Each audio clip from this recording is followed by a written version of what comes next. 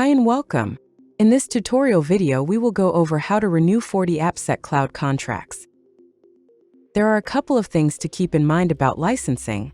First, only one primary license type can be active in your account at a time.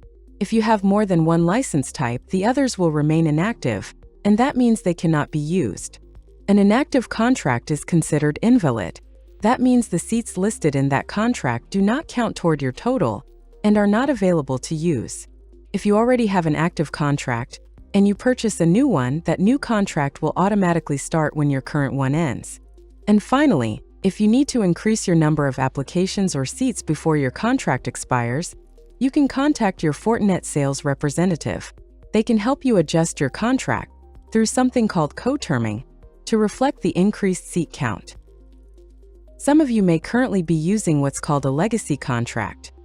When FortiAppSec Cloud launched on December 1st, existing contracts for FortiWeb Cloud, FortiGuard Advanced Bot Protection, and FortiGSLB were automatically transferred to FortiAppSec Cloud in the backend as legacy contracts.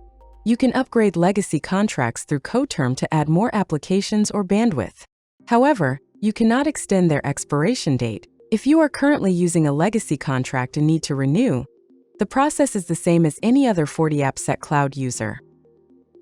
Now, when you're ready to get started, you'll need to purchase a license.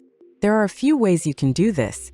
You can contact your Fortinet sales representative directly, purchase through FortiFlex, or buy a license from a public cloud marketplace like AWS, GCP, or Azure. For step-by-step instructions and more details, check out the FortiAppSec Cloud documentation on the Fortinet doc site.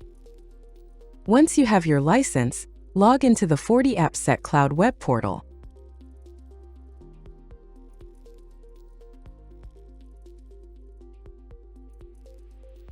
Then, using the menu on the left-hand side of the screen, navigate to General, and then select Contracts.